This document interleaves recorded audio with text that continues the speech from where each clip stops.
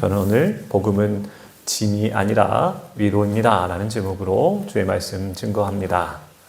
지난주에 말씀을 우리가 다시 돌이켜보면 바울과 바나바가 안디옥에서 사역을 할 때의 일이었습니다.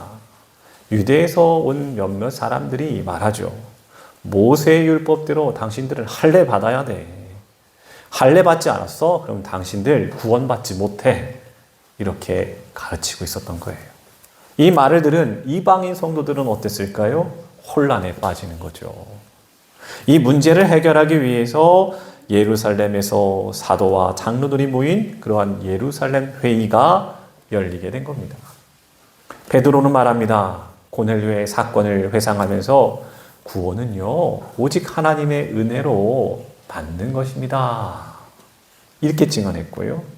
그 회의의 의장이었던 주의 형제 야고보도 구약 성경을 인용하면서 다음과 같은 판결을 내리죠. 하나님께로 돌아오는 이방인들을 괴롭게 하지 말라. 다만 우상의 더러운 것과 음행과 목매어 죽인 것과 피를 멀리하라. 이 결정은 오늘 우리에게도 분명한 진리를 선포하고 있는 겁니다. 복음은요, 사람을 짓누르는 게 아니에요. 복음은 위로합니다. 복음은 영혼을 살리는 일이다. 그 말씀을 우리에게 주고 있는 겁니다. 제가 혼자 신앙생활을 할 때인데 교회에서 가족 찬양 그 시간만 되면 저에게도 참 의미 있는 시간들인데 늘 저는 그 모습이 제 기억 속에서 마치 도장이 찍힌 것처럼 저한 사람에게 그것이 좀 사진처럼 남아 있어요. 할머니, 할아버지, 어머니, 아버지, 그리고 형제들이 다 나와서 그 찬양하는 모습을 보는 거예요. 저는 혼자 신앙생활을 하니까 그 모습을 볼 때 많은 감정이 있더라고요. 특별히 저는 이제 어린 나이에 혼자서 신앙생활을 했을 때였는데 제가 그 모습이 마냥 부럽다라는 감정으로만 느꼈으면 이렇게 오래 남지는 않았겠죠. 그 모습이 저에게는 위로가 됐고 그 모습이 저에게는 소망이 된 겁니다. 무슨 말이냐? 그 모습이 저에게는 꿈이 되었다는 거예요. 초등학교 1학년 이렇게 교회 첫 발을 딛고 초코파이 먹으러 갔다가 나랑 친구인 그 가정에 할머니, 할아버지, 엄마, 아빠, 친구, 또 가족들, 형제들 다 나와서 함께 찬양하는 그 모습을 보고 꿈을 갖게 된 거예요. 위로를 받게 된 겁니다. 아, 언젠가 나의 가정도 함께 나와서 예배하고 하나님을 찬송하고 그런 날이 있으리라. 우리 가정에서도 시끌벅적한 소리가 아니라 찬양의 소리가 울려 퍼지게 되리라. 그런 말, 무슨 말입니다. 사랑하는 성도 여러분, 교회는 그런 꿈이 있어야 되지 않을까요? 처음 신앙생활을 하면서 처음 교회 발걸음을 걸어가면서 제가 목격했던 교회의 진짜 모습 말입니다. 찬양하는 자들, 그리고 그 찬양하는 모습을 보고 위로받는 자들 말입니다. 오늘 본문의 말씀은 그 이야기를 하고 있는 겁니다. 이 기쁜 구원의 소식이 안디옥 교회에 다시금 어떻게 전달되고 있는지 말이죠. 우리 함께 교회의 결정을 함께 따라가 보고자 합니다. 22절 말씀 같이 한번 읽어볼까요? 22절입니다. 시작. 이에 사도와 장로와 온 교회가 그 중에서 사람들을 택하여 바울과 바나바와 함께 안디옥으로 보내기를 결정하니 곧 형제 중에 인도자인 바사바라 하는 유다와 실라더라. 이 장면이 중요합니다. 이제 예루살렘 교회가 이 문제를 극복하기 위해서 회의를 열었잖아요.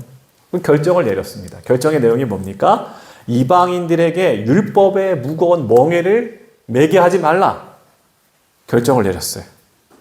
오직 구원은 예수 그리스도의 은혜로 얻는 것이다. 결정을 내렸습니다.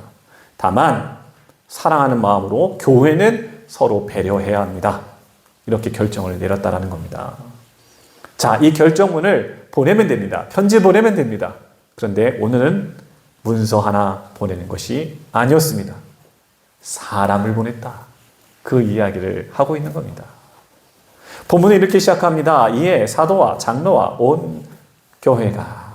누가 결정했다고요? 자, 몇몇 성도들이 결정했나요? 사도들만이 결정했나요? 아닙니다. 온 교회가 중요한 부분이죠. 온 교회가 함께 마음을 모았다는 거예요. 자, 여러분, 건강한 교회는 어떠한 교회일까요? 뭔가 성장하고 사람들이 많이 모이는 교회, 프로그램을 많이 하는 교회가 건강한 교회일까요? 물론 그럴 수 있죠. 그렇지 않다라는 게 아닙니다. 그런데 성경에서 말하고 있는 건강한 교회는 어떠한 교회냐? 중요한 일을 결정할 때 한 사람의 고집으로 이루어지지 않는다라는 거잖아요. 그렇다면 몇 사람만의 주장으로 교회가 결정한다? 그것도 아닙니다. 함께 나눕니다. 함께 들었어요. 모든 성도들이 함께 분별했습니다. 그리고 중요한 건 이 문제에 대해서 몇 사람만 책임지는 게 아니라 교회가, 온 성도들이 함께 결정했으므로 함께 책임도 함께 지는 겁니다. 사랑하는 성도 여러분, 교회가 이런 공동체여야 되는 거예요. 몇 사람만으로 운영되는 교회는 아니다. 하나님의 교회는, 내가 세운 교회는 어떤 교회예요? 서로가 짊어지고 서로가 위로가 되어지고 서로가 책임을 다하는 것이 교회의 본질임을 말씀하고 있다라는 거죠. 그러니까요, 이러한 맥락 속에서 오늘 본문을 보셔야 되는 거예요. 그래서 오늘 본문이 중요한 겁니다. 여러분 보세요. 왜 사람을 굳이 보냈느냐라는 거잖아요. 편지만 보내도 되는 일이었다라는 거잖아요. 근데 교회는 유다와 실라를 보냈다는 거잖아요. 왜일까요? 보세요. 말씀은요, 내용이 중요합니다. 말씀에는 내용이 중요하지 않다라는 게 아닙니다. 그런데 더 중요한 것이 있어요. 말씀을 전달하는 방식도 성경에서 보니까 중요하다는 맥락인 겁니다. 여러분, 편지는 내용을 전달할 것입니다. 그런데 사람을 보내면 어떻게 하죠? 그 사람의 마음을 전하게 되는 거잖아요. 그래서 교회는 유다와 실라를 보낸 겁니다. 그 결정문이 글자로만 모아서 저들이 혹 오해하지 않도록 사람을 직접 보낸 겁니다. 마치 문자로만 당신들 이렇게 지켜라고 딱딱하고 차갑게 느껴지지 않도록 직접 가서 설명하고 저들을 위로하고 권면하기 위하여 사람을 보냈다라고 하는 거죠. 그러므로 오늘 오전에 우리 김영호 목사님 설교하셨지만 우리 사랑하는 우리 목사님 부부, 은퇴 부부, 이 목사님 부부를 우리 교회 가운데 보내주신 하나님의 편지가 이것입니다. 삶을 우리에게 함께 나누게 하신 은혜가 바로 이것이다는 거예요. 하나님이 보내셨다라고 하는 거죠. 여러분, 이것이 우리 공동체에는 안디옥 교회가 받았던 위로입니다.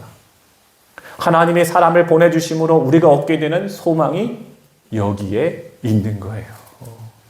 그러니까 이 사람, 하나님의 말씀을 전하고 하나님의 말씀으로 우리에게 먹이시는 그들을 통하여 안디옥 교회는 어떻게 될까요? 위로함을, 회복함을, 기뻐함을 누리게 되는 거죠. 그 내용을 우리가 보게 되는 겁니다. 할렐루야. 25절, 26절 함께 읽겠습니다. 시작. 사람을 택하여 우리 주 예수 그리스도의 이름을 위하여 생명을 아끼지 아니한 자인 우리가 사랑하는 바나바, 바울과 함께 너희에게 보내기를 만장일치로 결정하였노라. 여러분, 이 중요한 장면을 우리가 빼놓지 않아야 될 부분입니다. 이 표현이 중요하다고 저는 봐요. 여러분, 예루살렘 교회는 바울과 바나바를 어떻게 했다는 거예요? 신뢰했다는 거잖아요. 의심하지 않았다는 거잖아요. 누구로 인하여 교회에 큰 분란이 일어났다고요? 아유, 뭐 할례 중요해요, 여러분. 그렇죠, 중요합니다. 아이고, 이렇게 넘어가지 않았어요. 할례 중요하죠. 근데 우리는 은혜로 구원받은 자들입니다. 절대로 타협하지 않는 거예요. 우리는 예수 그리스도의 부활, 그 흔적으로 구원받은 자들인 거예요. 왜 할례만 고집합니까? 그럼 할례 받지 않은 저들은 구원받지 못한다고 왜 저들을 왜 이렇게 멍에를 세웁니까? 절대로 타협하지 않았다는 거예요. 어떻게 보면은요, 문제의 대상, 당신들은 좀 빠지십시오. 할 수 있어요. 저는 그렇게 봅니다. 아, 이 사람들 앞에 내세웠다가는 교회가 회복되긴 글렀어. 사람들이 이렇게 결정할 수 있다니까요. 그런데 어떻게 했다는 거예요? 그들의 수고를 인정하는 거예요. 그들의 권위를 인정하는 겁니다. 왜요? 저들은 생명을 아끼지 않았어요. 보세요. 우리는 그를 너무나 사랑합니다. 우리는 바나바를, 바울을 너무나 사랑합니다. 정말일까요? 한번 고민해 보세요. 교회가 바울과 바나바를 사랑했을까요? 아니, 지금 갈등의 대상이 됐다고 해서 사랑하지 않는다는 건 아니잖아요. 저는 그렇게 생각해 봅니다. 저는 이게 진리라고 봅니다. 여러분, 공동체 안에서 갈등이 생길 때 사람을 공격하기가 쉽죠. 보이니까. 일단 내 감정이 지금 좋지 않기 때문에. 내가 경험한 것들이 이미 나에게 고착되었기 때문에 그 문제를 건드리면 나는 참기가 쉽지가 않은 거죠. 그러니까 그 사람이 갖고 있는 그 말의 의도를 파악하기가, 내가 검증되기가 쉽지가 않은 거예요. 무슨 말이냐면 그 사람의 동기까지 의심하기 시작하는 그 날이 온다는 거예요. 여러분 보세요. 건강한 교회는 사람을 끌어안치고 무너뜨리는 교회는 아니잖아요. 교회는 사랑을 서로 확인하고 수고를 인정하고 함께 세우는 것이 교회 공동체란 말입니다. 그런데 어느 순간은 내 감정이 우선순위 되고 내 경험이 우선순위가 될 때는요, 그 사람의 그 수고와 그 사람이 누렸던 그 사랑과 그 사람의 섬김들이 가려지는 거예요. 그래서 당신이 틀렸어. 당신이 틀린 거라니까. 그래서 화가 나고, 화가 나니까 저 사람이 이해가 되지 않고, 그래서 서로 분쟁하고 싸우게 되는 거죠. 여러분, 오늘 말씀이 우리에게 이것을 묻고 있다니까요. 나는 공동체의 문제 앞에서 혼자 판단하는 그 자리에 서 있지 않느냐는 거예요. 아니면 오늘 이 말씀과 같이 나도 틀릴 수가 있다라고 하는 그러한 겸손한 마음을 가지고 함께 듣고 함께 사람을 세우는 길에 서 있느냐라고 하는 거죠.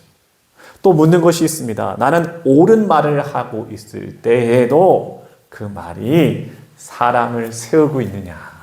이것을 보면 여러분, 웬만한 문제는요, 서로 검증할 수가 있습니다. 왜냐하면 진리의 말씀, 이 복음은 사람들에게 메마른 돌을 던지는 자리는 아니는 거예요. 여러분, 복음은 늘 그 진리는 사람을 살려요. 위로해요. 소망을 줘요. 그러므로 교회는 옳은 결정을 하는 교회, 당연한 것이죠. 그런데 그 결정을 어떻게 전달한다고요? 사랑으로 전달하는.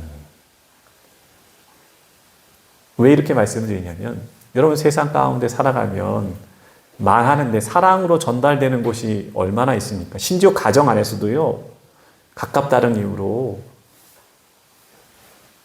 좋은 말 안 나가요.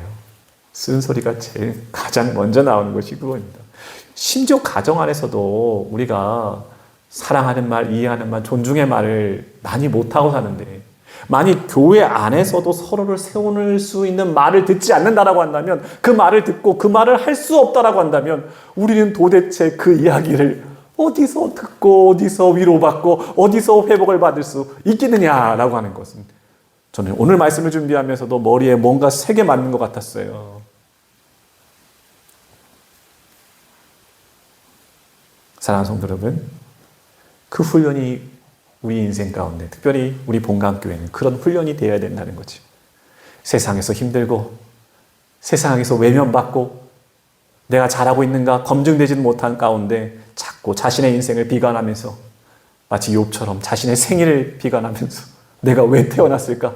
이 정도로 수렁에 빠져 있는 사람이 본강교회에 와서 사랑하는 성도님의 눈빛 하나 보고 집사님 잘 오셨어요, 권사님 잘 오셨어요, 이 한마디 받고 위로받고 소망을 얻는 곳, 그것이 바로 교회가 세워져야 하고 존재할 이유라는 거죠.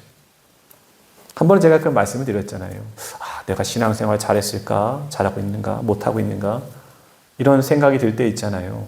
근데 어느 날 나는 무언가 마음에, 신앙의 믿음에 뭔가 정체기가 느껴진 거예요. 하나님도 멀리 느껴지고, 기도할 때도 하나님 앞에 뭔가 은혜가 없는 듯한 내 삶에 그런 정체되는 시기가 있을 때가 있단 말입니다.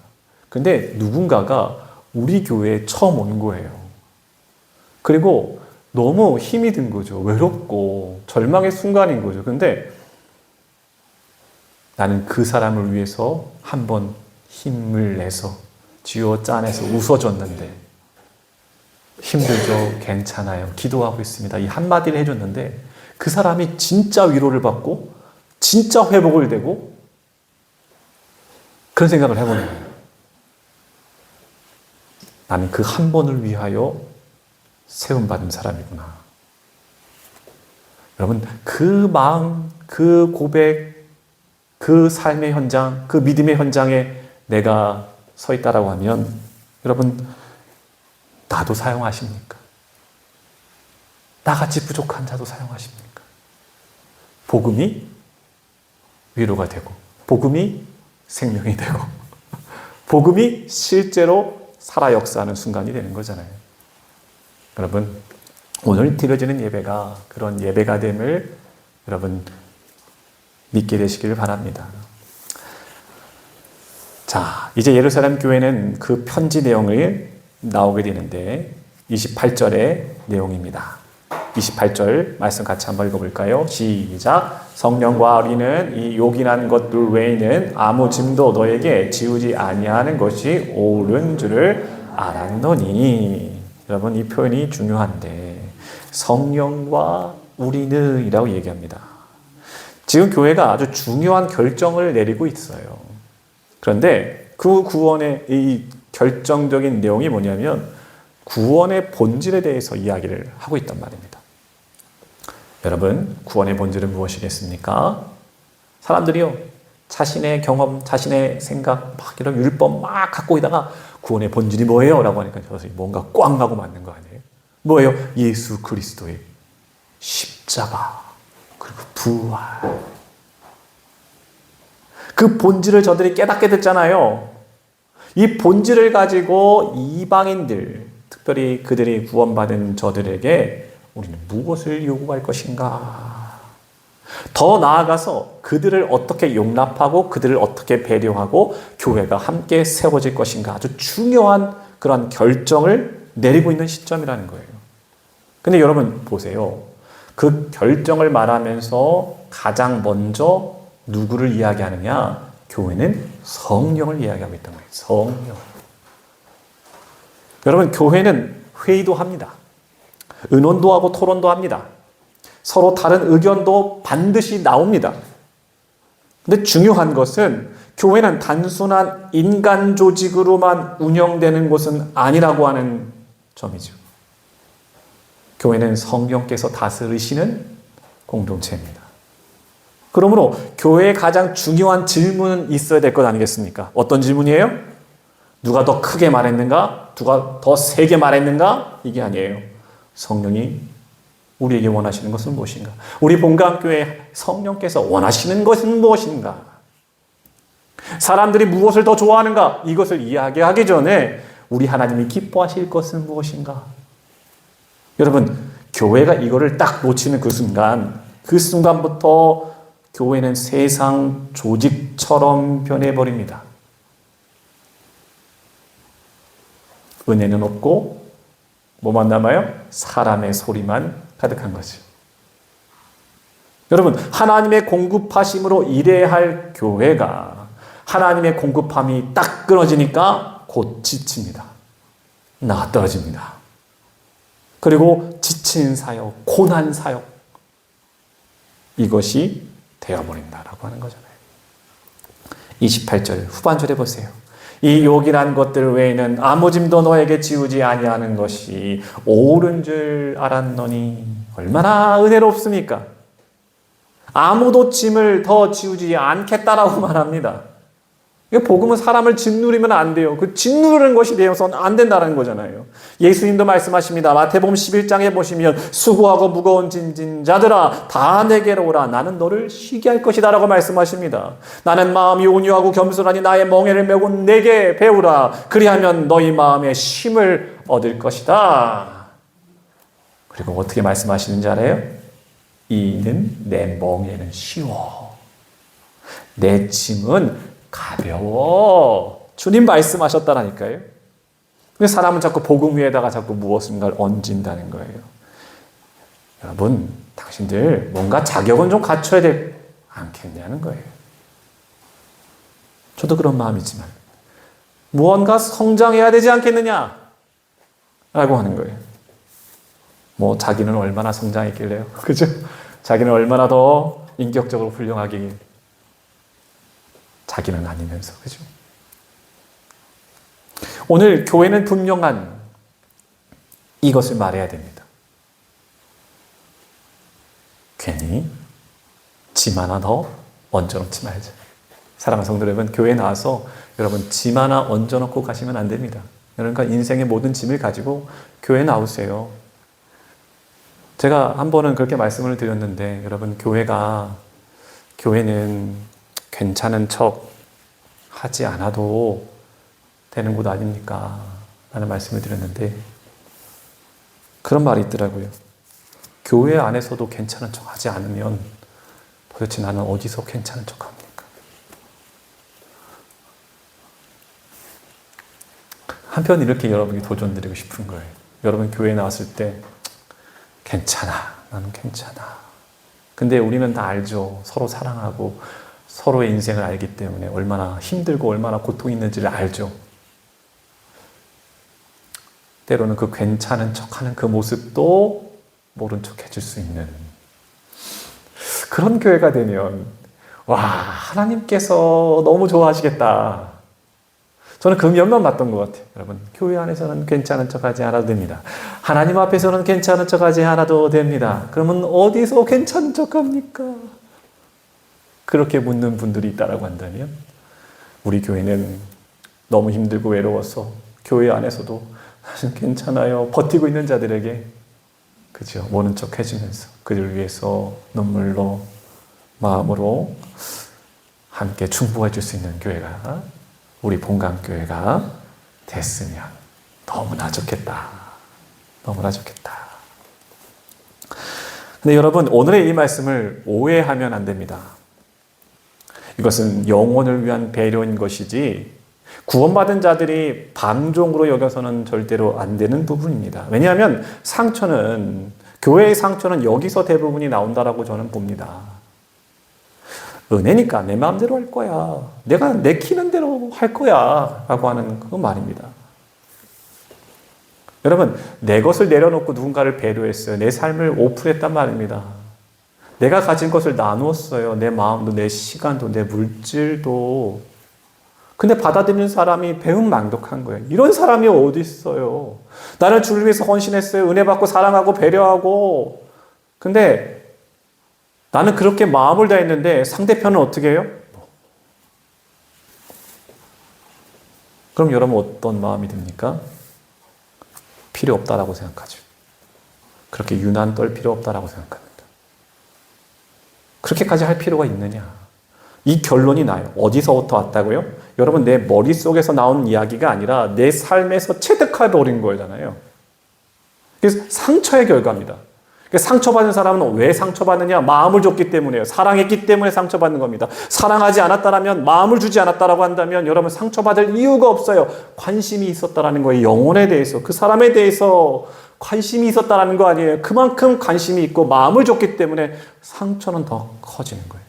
나는 그 사람에게 무언가 받아내려고 준 마음이 아닙니다. 사랑하기 때문에, 이해하기 때문에, 불쌍히 여기는 마음이 있기 때문에 베푼 것이었습니다. 그러니까 나는 아무것도 거친 게 없이 맨몸으로 그를 안았는데 그는 가시로 내게 다가온다는 거예요.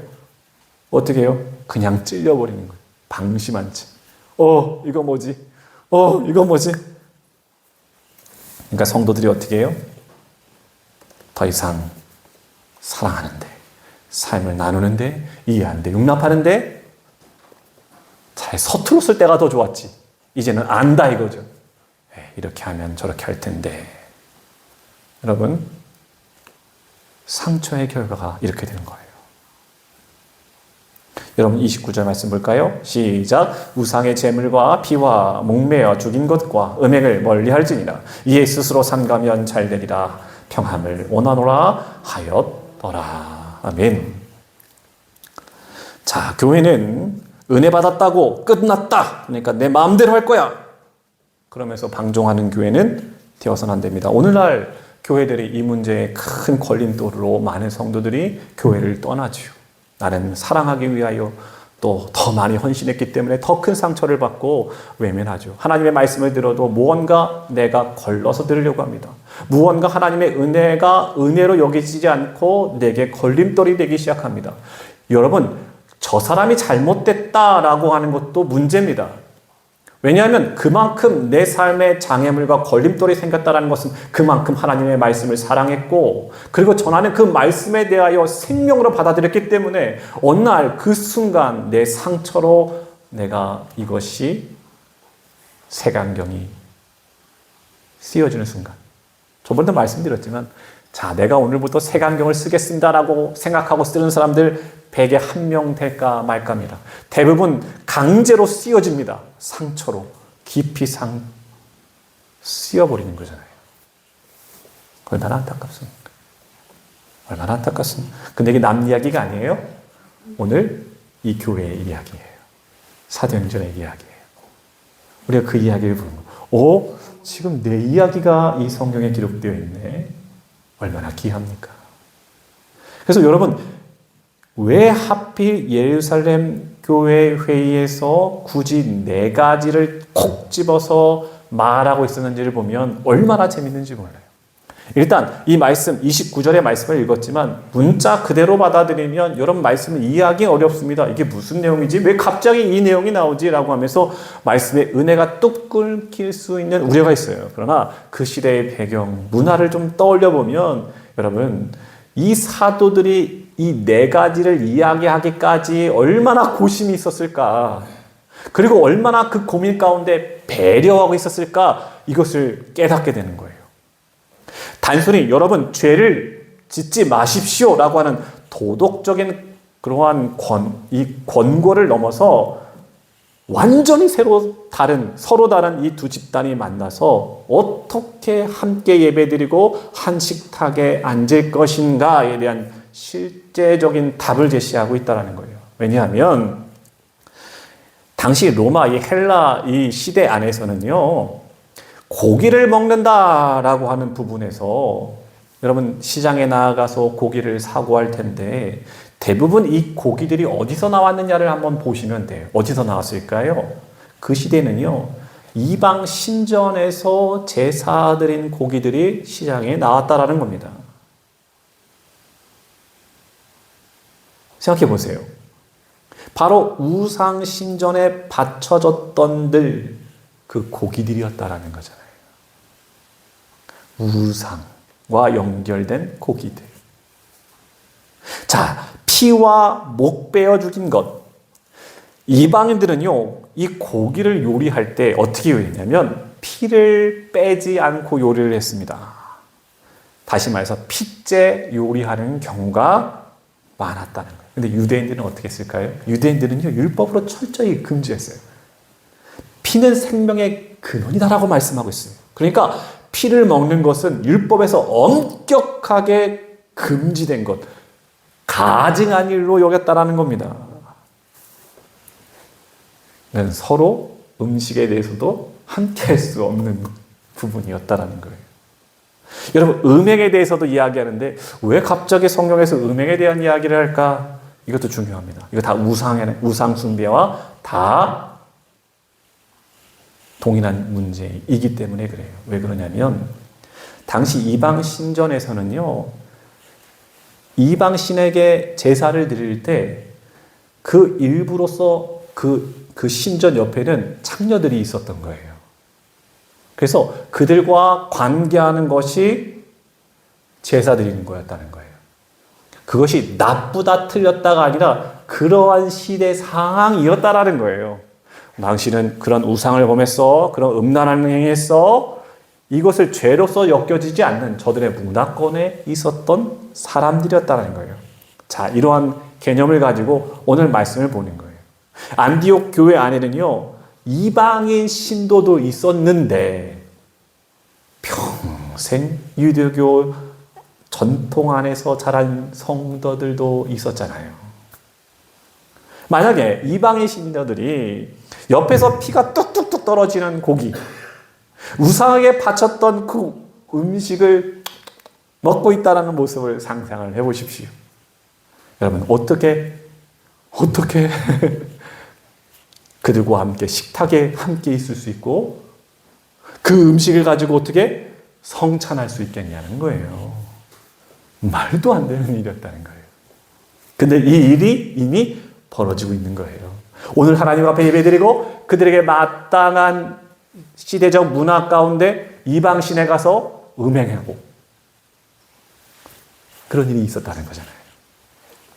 그러니까 최소한도로 우리 교회는 이것을 금합니다. 이것 하면 안 됩니다. 최소한에 이것은 지켜야 합니다. 이 편지를 하고 있다라고 하는 거예요. 두 가지를 봤죠? 생각해 보십시오. 교회 전통에 있는 성도들이 이 같은 일을 벌이고 있는 성도들을 받아들이는 게 쉬웠을까요? 우리 본강교회 성도님들 역시 신앙이 좋으니까 뭐 받아들일 수 있죠. 아니요. 저는요, 절대로 받아들일 수 없었을 거라고 봅니다. 그렇다면 이미 나는 이방에 살아가고 있어요. 당연히 먹고 피채 먹는 거 뭐 어때? 이상하면 그 이방 신들 신전에서 음행하는 거 뭐 어때? 다 하는 건데. 그게 나는 제사 방식인데. 근데 어느 날 교회에 왔더니 금한다는 거예요. 하지 말라는 거예요. 에라이. 나는 그냥 이렇게 살다 이렇게 죽을란다. 그럴 사람 있었겠어요? 없었겠어요? 여러분, 교회 안에 그러니까 박살이 난 거예요. 여러분, 교회 안에 분쟁이 있었다. 교회 안에 문제가 있었다 정도가 아닌 겁니다. 한쪽 분류에서는 교회 전통을 지키기 위해서 내 생명을 건 사람들이 있었을 것이고, 그리고 뭐 그렇게까지 신앙생활 해야 돼. 예수님 버리지 뭐. 나 교회 안 다니지 뭐. 이런 사람이 있었다라고 하는 거예요. 어마어마한 전쟁과 같은 일이 교회 안에 발생하고 있었다라고 하는 거죠. 그러니까 29절에 마지막 절에 어떻게 얘기해요? 스스로 상가면 잘 되리라. 평화를 원하노라. 금하고 난 다음에 하는 말이 뭐예요? 분위기가 완전히 바뀌는 거예요. 한마디로 정죄하는 게 아니에요. 이런 뉘앙스를 보셔야 돼요. 저들에게 겁주는 행위가 아니라는 거예요. 늘 당신들이 잘 되기를 원해요. 평안하기를 원합니다. 이 교회의 마음인 거예요. 여러분, 이 말씀이 어떻게 흘러가는지 보세요. 30절 말씀입니다. 시작. 그들이 작별하고 안독에 내려가 무리를 모은 후에 편지 전하니. 자, 31절이요. 계속 읽어보겠습니다. 시작. 읽고 그 위로한 말을 기뻐하더라. 할렐루야. 저는요, 이렇게 말씀을 마치려고 합니다. 말씀드렸죠. 나는 상종할 수 없고 이해할 수 없는 사람이 우리 교회에 온 겁니다. 저 사람과 예배드릴 수 없어요. 저 사람이 내 인생에, 우리 가문에, 내 가정에 어떤 상처를 줬는데 그 사람을 용납할 수 있냐는 거예요. 안 되는 일이에요. 내 눈에 흙이 들어와도 안 되는 일이란 말입니다. 그리고 왜 그렇게까지 신앙생활 해야 돼? 그럴 거면 나 교회 안 다니는 다른 교회 가지 뭐. 이런 사람이 있었다니까요. 근데 그 모든 성도들이 그렇게 싸우고 그렇게 혈안이 되었던 사람들이 어떻게 했다는 거예요? 기뻐했다. 기뻐했다. 복음은 위로입니다. 이것을 깨달아야 됩니다. 우리 본강교회는 위로가 되어야 됩니다. 우리 본강교회는 기쁨이 되어야 됩니다. 여러분, 싸우다가도 복음이 들리면 내 마음에 기쁨이 생깁니다. 여러분, 내 마음 가운데 분쟁이 있다 할지라도 복음이 내 삶 가운데 들리면 위로가 됩니다. 사람의 위로가 아니라 하나님의 위로를 받는 겁니다. 그러니까 그렇게 싸우다가도 그 사람들이 함께 모여 기뻐하더라. 그 말씀을 우리에게 주는 겁니다. 사랑하는 성도 여러분, 교회의 결론은 분위기가 좋아졌다. 교회의 결론은 성도들이 우리 교회가 뭔가 분위기가 좀 살아났다. 이걸로 결론을 내린 게 아닙니다. 무엇입니까? 말씀 위에 섰다라는 겁니다. 바라기는 여러분의 삶이, 여러분의 가정이, 여러분의 개개인이 어떠한 분쟁과 어떠한 속상함과 어떠한 외로움과 여러분이 알 수 없는 그저 시련 가운데 어떻게 극복할 수 없는 그 상황 가운데 있다 할지라도 하나님이 함께 하시니까 그것이 눈 녹듯 사글이 녹아집니다. 언제 그랬냐는 듯이 서로 웃게 됩니다. 이것이 성령의 역사인 것입니다. 바라기는 그런 놀라운 하나님의 은혜가 여러분의 가정의 삶과 우리 본강교회에 있게 되시기를 주님의 이름으로 축복합니다. 기도하겠습니다. 거룩하신